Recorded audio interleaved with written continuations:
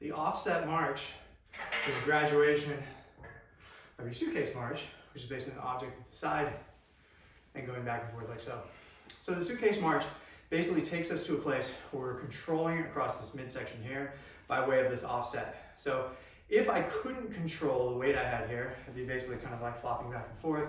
I wouldn't be able to control myself. So the drill I often use, which we'll talk a little bit about here, is you should be able to stop and just hang out. Stop, as opposed to, I can't wait to kind of get that foot down because I don't have balance. So because it's down here, I'm kind of really more focused on what's going on in the hips and the low midline. Now because we're racked at the shoulders, this ups the ante tremendously, but then also gives us the opportunity to load this quite extensively. In fact, as heavy as you ever want to go. So as I unload this, I've got only 10 pounds here. First things first is I want to be so sturdy in my back rack position that it doesn't mess me up. Oh, that implies that I've got a ton of tension here. Versus, almost guaranteed the first time you do this, because it is a little bit alarming, you'll come out of it and it'll flop to the side and be kind of correcting a little bit. Your goal is to come out of the rack, and this is how you know you're tight enough. Everything is perfect, can't tell. As far as that start and stop goes, the same mechanic applies. I've now got to contend with quite a bit. Ooh, a little too tight here. I've got to contend with quite a bit, and it takes a lot more force applied through my hands. My lats are engaged. My rib cage, you can see I lost my balance there. My rib cage is engaged, and even though this is just 10 pounds, I mean the barbell makes hardly any difference at all. That 10 pounds offset to the side makes this tremendously difficult. And so when you start this, your goal is to up the ante on how perfect you can make the movement.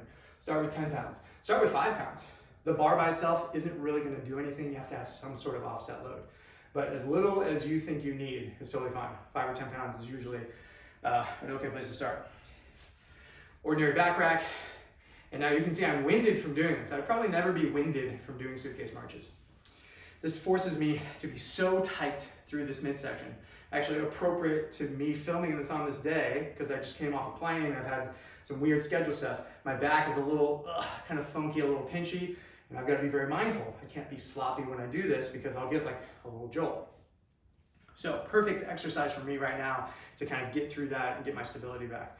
If you have ever wondered this concept of like squatting and deadlifting and abs and the relationship and why some people say you don't have to do abs, this would be that intersection. And if you can command this and make this amazing, it translates amazingly to your squats, to your deadlifts, to your more compound, heavy, outside loaded things. Incidentally, this is gonna make your midline way stronger, way more durable, in addition to making your squats better. And eventually you can probably graduate away from this and just do heavy squats or deadlifts instead, if you so choose. This can be a perfectly fine supplementary activity in the interim. Squat rack, offset weight, perfect midline, total control, and you're off and running, doing much more durable and tight midline.